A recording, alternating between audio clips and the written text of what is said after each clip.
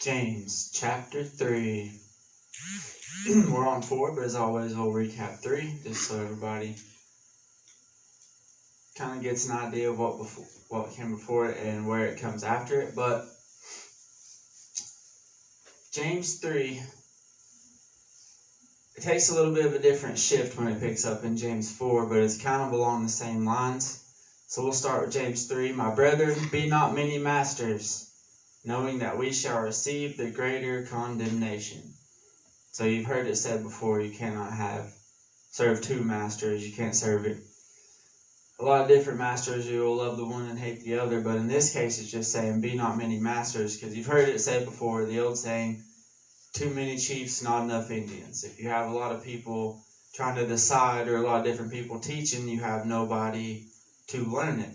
Or you have a lot less people like, well, this person taught it this way. Well, this person taught it this way.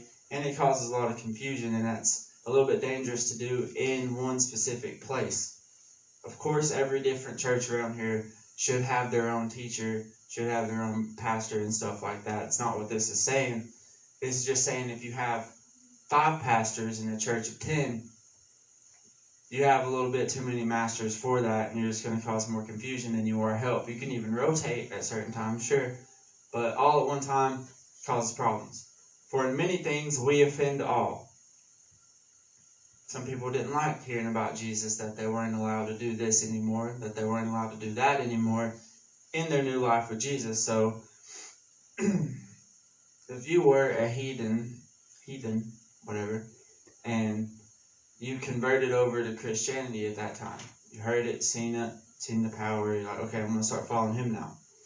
And then they're like, okay, well, you can't drink anymore. Also, you're going to have to get rid of all your concubines and stuff. And there's a lot of big changes that a lot of dudes and girls probably didn't want to do. And that's why it's saying here, for in many things we offend all, and if any man offend not in word, so if you're saying stuff to not make those people mad in this case, the same is a perfect man and able to bridle the whole body. But how do you do that? How can I go up to a lot of these people and say, look, all the stuff you're doing is bad, and now that you're a Christian, you're going to have to stop, and we don't necessarily do that. It's difficult. Probably pretty hard.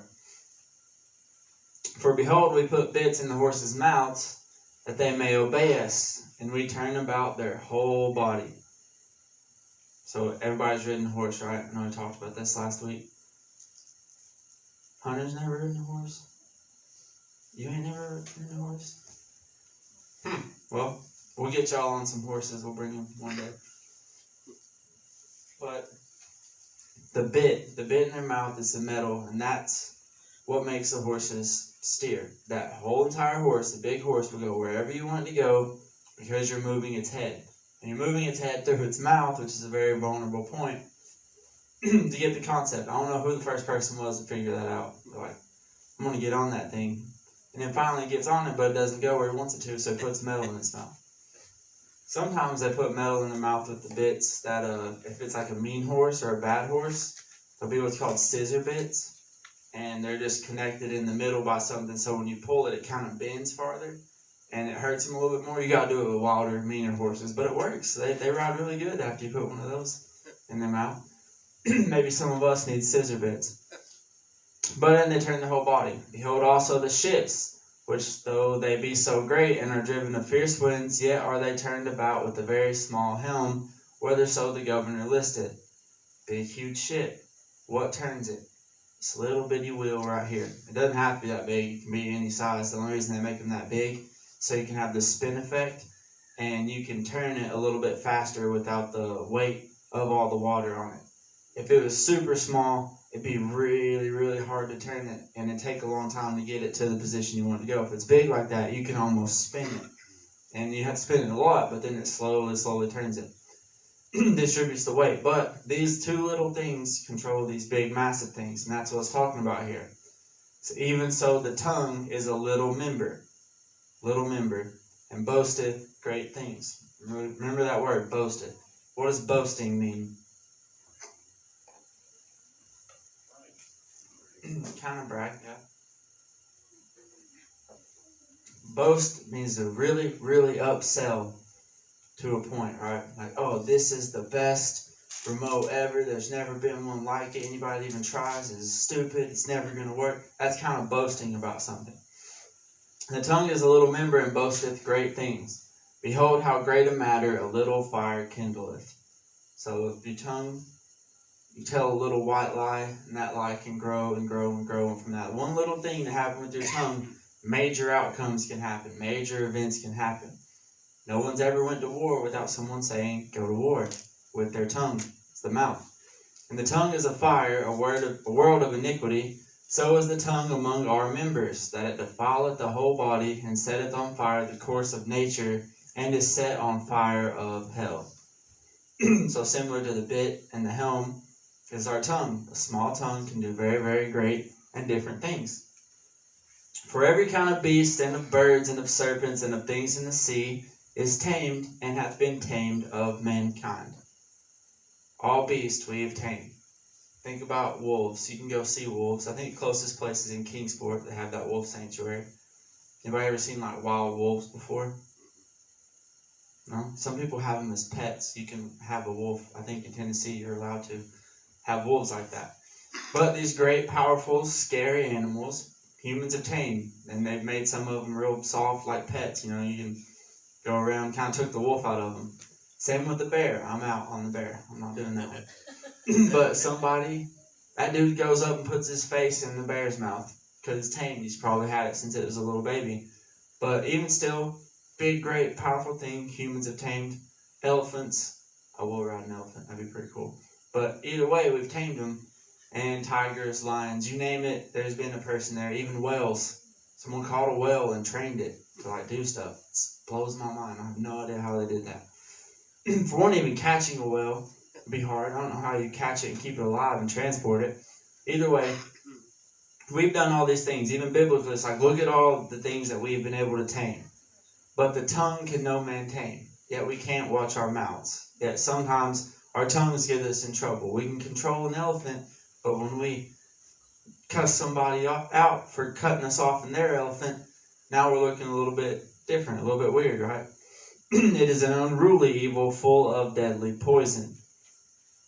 Therewith bless we God, even the Father, and therewith curse we men, which are made after the similitude of God. So this is where it's saying be careful in who you curse, or just be careful with cursing anyway, because that same mouth that you praise God with is the same mouth that you just cussed a dude under your breath for cutting you off in traffic. Little things like that. You see how you use the same tool for two completely different spiritual purposes. Kind of close to where I work. I don't know if I told this story last week or not. This happened like 2 weeks ago.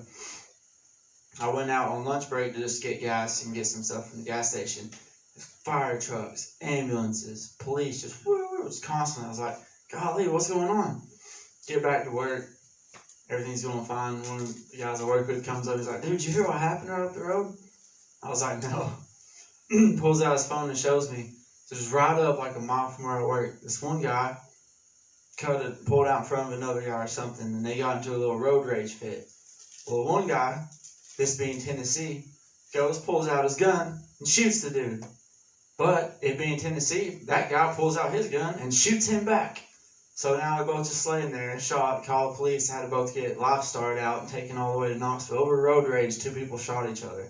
I don't know if they lived or not. I didn't check on the story after that, but I was like, man, day was going fine. Somebody pulls out in front of you. Now you're shot in a helicopter on the way.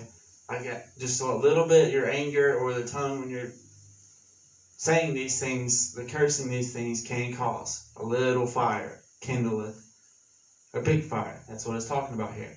So out of the same mouth proceeded blessing and cursing. My brethren, these things ought not to be so. You can't be double-minded. You shouldn't be double-minded. We just heard about that in last chapter. Don't be double-minded, man. Don't. I've seen a bunch of like the memes and everything where it's talking about, this isn't really funny, but it kind of is. It'll show a church of like people worshiping their hands up and stuff. And it was like Sunday Christians 30 minutes before like chewing out an 18-year-old for messing their order up. And I was like, yeah, it's true. From one mouth, they're like, oh, God, we love you. And then you go right out and because church people are kind of the worst in restaurants when you go there. It's just notorious. It's known across the board. They're ones who want everything. So out of that same mouth they were just doing that with, now they're causing curses. And that's why it ought not to be so. That should not be a reputation on Sunday restaurant crowds, that church people are the worst. But it is. So we do that to ourselves. Doth the fountain send forth at the same place sweet water and bitter? Bitter meaning salty in this case. Can the fig tree, my brethren, bear olive berries, either a vine figs? So can no fountain both yield salt water and fresh. And that's what it's talking about here. You can't praise somebody with your tongue in one case, choose somebody out in the other, because whoever hears both of those has no effect anymore. They don't care if you support them because they know that you also put down other people when they're all around. They don't care if you put down other people all around because you're going to say something nicer to their face when they're around it.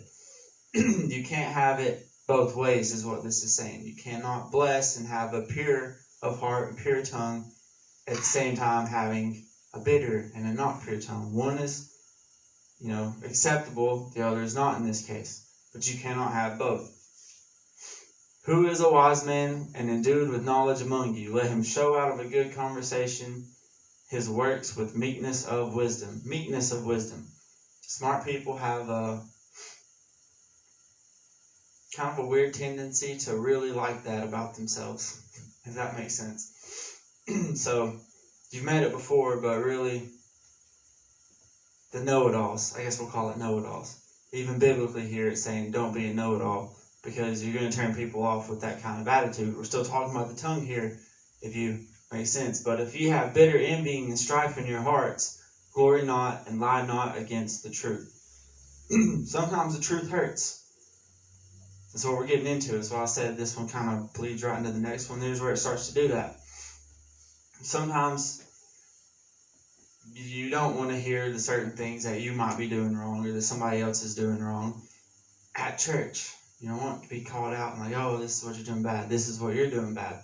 I'm sure every one of us experienced that at least once. If you haven't, well, you're doing great. Keep on going in life, I guess.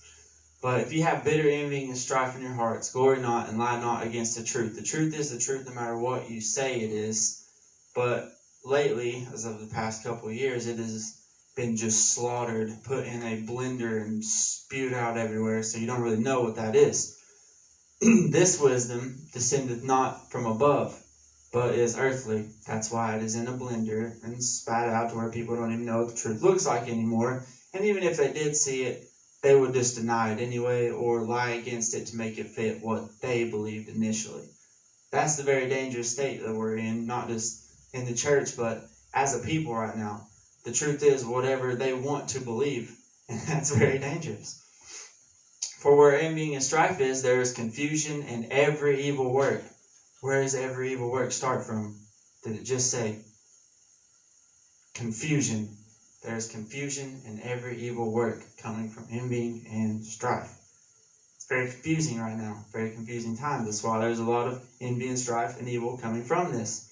But the wisdom that is from above is first pure, then peaceable, gentle, and easy to be entreated, full of mercy and good fruits, without partiality and without hypocrisy. And the fruit of righteousness is sown in peace of them that make peace. One perversion of the truth leads to violence and war. One leads to peace, and it is gentle. Which one are we at right now? World peace or World War III? So what's really at war right now? The truth. Yes, truth is at war. Moving right along to James 4. From whence come wars and fightings among you? Come they not hence even of your lust that war in your members? So this doesn't talk about necessarily the things that you desire, but it is at the same time talking about the things that you desire from your lust. You want what other people have. You want what they have. Whether it be oil, whether it be power for them to control. Control is a big one right now. They want it. They lust after it, and so they use their tongue, and from their envyings come confusion and come strife and war from this. That is why they war. But in this case, the lust is a different word than is used in a lot of other places. So this lust, it does mean pleasure, but by metonymy, desires for pleasure. So it's a similitude from that. Anybody know what a metonymy is? Metonymy, however you say it. So let's say that the president just put out a new bill that all cars must be white or black. No more color on cars, just for example. And we would say, oh, well, the White House came up with that decision, or the White House just passed a bill. When the House didn't pass anything, because the house is just some brick and wood and electrical components and some pipes. But collectively, all the people of the White House made that decision, and so the White House passed the bill. So by calling something the White House, that's a metonymy, if that makes sense. That was a horrible explanation. It's a lot simpler than that. But so like, if us as a church decided to make a rule, and we said the church made the rule, well, the church really didn't do anything because it's just bricks, but as a collaborative whole, we just called ourselves the church decided.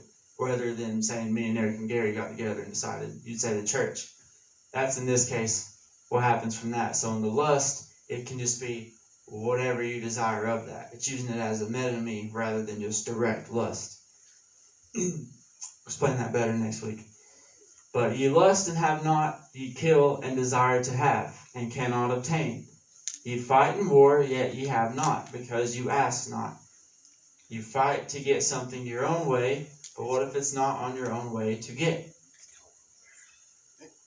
What if it's not up for you to get? Mom said something cool this week, the way she did it. Because she was talking about planning out everything and writing different stuff on the calendar. I was like, I would do that, but my days change constantly, so I just, no point in writing it down if I'm just going to change everything on her. It's going to miss stuff. And she says, yeah, but I plan, God decides. And I was like, okay, I'll accept that. I'll take it. You war and you have not. You can plan all these things, but you have it not. Why? Because you ask not. And ye ask and receive not, because ye ask amiss, that ye may consume it upon your lust. Now we get into the normal word for lust. This is not a metonymy anymore. Obviously, if you pray for like a Lamborghini or a Ferrari or something like that, probably not going to get it, because that is directly from the lust of your hearts. But pay attention to when you're praying, how much of it you're praying for yourself versus other people. It's an interesting exercise when you start thinking about it like that. You're like, oh, maybe I should pray for other people a lot more, because it seems like I'm making a lot of these prayers all about me. And if a lot of these prayers are about you, not saying don't ask God for decisions, guidance, or just things for yourself either, but think about where it comes from. Think about how easily you can ask amiss with all the different things you do. I think about that. Think about it a lot. But that's why you receive it not. You ask amiss, that you may consume it upon your lust. So why are you praying for it? And how will it help other people? If it won't, it'll just help yourself. You can still ask God for it. You probably might even still get it if it's a good cause. But very easy when it's for yourself to be amiss in this case. And that's why you don't have it. That's why you're empty. Ye adulterers and adulteresses, know ye not that the friendship of the world is enmity with God? Friendship of the world, enmity with God. Whosoever therefore will be a friend of the world is the enemy of God. Do you think that the scripture saith in vain, the spirit that dwelleth in us lusteth to envy? Now, that is a hard one to find. That is even debated on where this was talking about when they're talking about what scripture that comes from. But it's not that hard. I didn't think it was that hard anyway. I'm like, well, it's probably this one, even though it doesn't say that word for word. But first off, the word enmity. Does everybody know what that means? Enmity. Enmity. So it just means hostility for reason of opposition. So know ye not that the friendship of the world is opposition with God. If you choose the world, you are directly not choosing God. You are not only not choosing God, you're choosing to be an enemy of God. So do you think that the scripture saith in vain, the spirit that dwelleth in us lusteth to envy? And that kind of comes from Genesis 6:5. And God saw that the wickedness of man was great in the earth, and that every imagination of the thoughts of his heart was only evil continually. This is God looking at humans and just like, they're just evil. Everything they think of is evil. And then it goes on in Genesis 8, 20, 21. Noah built an altar unto the Lord, and took of every clean beast and every clean fowl, and offered burnt offerings on the altar. This is, I think, after the ark. And the Lord smelled a sweet savor, and the Lord saith in his heart, I will not again curse the ground any more for man's sake. For the imaginations of a man's heart is evil from his youth. Neither will I again smite any more every living thing as I have done. So for one is saying all thoughts that come from man are evil. The second part is God's realizing or understanding here that it's like that from when they're born. So because it's their nature, it can't really be helped. I'm not going to wipe it all again. I'm going to help this out another way. And now after this flood is when you start seeing the Noah moving down to the line and the lineage. And you kind of see the whole shift of, I guess, the Hebrew people, if you called them Hebrews back then. The whole dynamic changed. Like now there's just a little bit left. This is like the third start. We're going to do things differently now because I see you guys can't help it. Even from your youth, you're just cursed beings. You're just cursed to be evil beings. And that's what it's talking about here. And that is why we have to fight against that. And that's really all the Christianity war is. Fighting against your natural self, and natural lust, and natural beings that come from that. It's not really that hard when you break it down like that. But he giveth more grace, wherefore he saith, God resisteth the proud, but giveth grace unto the humble. Submit yourselves therefore to God, resist the devil, and he will flee from you. This is like the image I remember the most from my childhood in Christianity. It was in like every kid's Bible and Christian book and Sunday school book and everything. Is this painting here. But resist the devil and he'll flee from you. Why? Because he's wasting his time there with you. It would be very great to be a person that the devil wastes his time trying with. Unfortunately, not a lot of us are that strong or like that with Jesus. But he giveth more grace, wherefore he saith, God resisteth the proud, but giveth grace to the humble. All it takes is to be humble for that. And no, you probably can't do it alone. And the only way I could find that was from 1 Peter. Likewise, ye younger, submit yourselves unto the elder. Yea, all of you be subject one to another, and be clothed with humility. For God resisteth the proud, and giveth grace to the humble. So at some point, Jesus probably said something like that. And Peter and James kind of took it and ran with the same example to give the different people. Draw nigh to God, and he will draw nigh to you. Cleanse your hands, ye sinners, and purify your hearts, ye double-minded. Again with the double-mindedness. Be afflicted and mourn and weep. Let your laughter be turned to mourning, and your joy to heaviness. Humble yourselves in the sight of the Lord, and he shall lift you up. So here's what it's saying here. God doesn't care if, where does it start? If you're afflicted, if you mourn and you weep for the things that you have done. So think of Jonah and the city of Nineveh. This is where this picture is from, actually. It's Jonah talking to Nineveh. It's titled Sackcloth and Ashes. This is the title of the picture. I thought that was cool. There's a lot of cool old Christian art. Okay, I've learned this being a Sunday school person. I like to use it sometimes. But be afflicted and mourn and weep. God will not care. God actually likes that as a humbling of yourself. You feel bad for doing something against God, for backsliding, or for just great sin you've done against him, and then that's why you put on the sackcloth and ashes, to show shame. Like, God, we're sorry for doing all this. This is not what we wanted to do. Let your laughter be turned to mourning and your joy to heaviness. That is humbling yourself before God. Humble yourself in the sight of the Lord, and he shall lift you up. That's how you will get out of it. Speak not evil one of another, brethren. He that speaketh evil of his brother and judgeth his brother speaketh evil of the law. Notice these brother. If I speak evil of some atheist trying to take down churches, you don't want to speak evil like I hope this person dies or whatever. But if you say some things that, like I don't like that guy, that's not speaking evil of him because it's not a brother that's talking about here. So first off, it's got to be a brethren or just church-related person. Speak not evil of them, and judgeth his brother, speaketh evil of the law, and judgeth the law. But if thou judge the law, thou art not a doer of the law, but a judge. So I get that? It's kind of complicated. If you go around judging everybody on how well they follow the Christianity, how well they follow the laws, you're not really helping them as much as you're judging them. Judgment isn't for help most of the time. It's to see what's going to happen from this action. And there is one lawgiver who is able to save and to destroy. Who art thou that judgest another? So Jesus is going to judge everybody one day, and God's going to judge everybody one day from the rules and the criteria that they have set forth for us. If we change that criteria and judge someone based off of it, that's on us. That's something that we're not supposed to do. That's an example of when judgment is bad. When they say don't judge, you cannot judge in this situation. Go to now. Here's where all our toes are getting stepped on. You ready?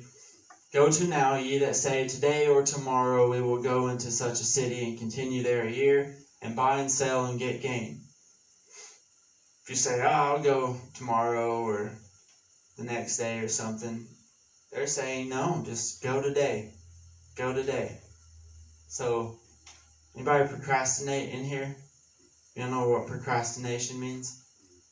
I'm good at it. I'm pretty good at it. I'm good at procrastination. I used to come up with little things I could do that did benefit. So like when I'd be doing my homework, I'm like, well, I would do my homework, but I should probably clean my apartment, because that's something that's good to do that I've been putting off. And I called it productive procrastination. So you just do things that you really need to do on your checklist instead of doing the one thing that you really should be doing. I would come back and go to it before. Horrible strategy. You'll never get anything done. You'll have a super clean apartment and your homework still won't be done. So, but procrastination, this is saying go to now. Why wait? And you know why you shouldn't wait? Because whereas you know not what shall be on the morrow. So there's a lot of things that I've had a good idea and I waited a little bit and played it safe, and it's too late now. It's too late to get on board. That ship has sailed, the train has left the station on these things. And I'm like, dang, I really should have got on that when it was time. For what is your life? I didn't because, I didn't want to mess my life up. It would have caused some hardship. Some people don't try things because they're just not sure. And, what if it messes everything up? Here is saying, for what is your life? It is even a vapor that appeareth for a little time and then vanisheth away. Right? If you fail, who cares? If it doesn't work out, who cares? Your life's so short. And I don't want to say meaningless, but it's just such a small little blip on this whole entire process. God's not going to get mad at you one way or the other. He's going to get mad at you probably even more because you're disobeying biblically if you don't do those certain things that He's telling you to do. That's why it always says today is the day of salvation and not one day you'll get it. No, that's like Bible's fast moving. Do things, do it now.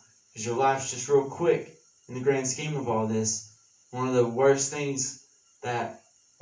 lies you can believe is, there's still time. There will always be time. There's still different time for all this, because even more and more nowadays, there's not time. A lot of things are getting closed off. Doors are closing everywhere around you. So find something to put your foot in, maybe. For that ye ought to say, if the Lord will, we shall have and do this or that. That's where you get it. You ever heard, if God wills it, this thing that a lot of people don't like in the faith world, and you shouldn't, because that's what they're even saying right here. For that ye ought to say, if the Lord will, we shall live and do this or that. But now you rejoice in your boastings. Back to the boastings. Now we're rejoicing in how awesome I've said this remote is, which is even worse. You're not rejoicing in how cool the remote is. We're rejoicing in how much I rejoiced about it. We're rejoicing in our own boastings at this point. All such rejoicing is evil. So if I get up here myself and talk about, I can beat up anybody in East Tennessee, I got it. And then everybody else is like, yeah, he can beat up everybody in East Tennessee because I said it. And then somebody shows up and prove it. Well, now you're not rejoicing in your boasting so much anymore, are you? And that is why it's evil. It's not a good thing to do. Therefore, to him that knoweth to do good and doeth it not, to him it is sin. So if I know to do good, but I'm boasting against other things, and that is evil, and so I don't do those things, that's sin. It doesn't fall under like your Ten Commandment sins or the Golden Rule sin, but it kind of does. If you know to help somebody out and you don't, no longer is that allowed anymore, but now that is the sin as well. So, if you know to do good, do it. Don't take up in your boastings. Especially don't rejoice in them. That's like two super weird things. But just kind of be ready and on it. It even says now, your life's but a vapor, so get moving and on to this stuff. I guess will be the closing message for that. But anyway, that is James 4. We'll be on James 5 next week. And then we'll find some places.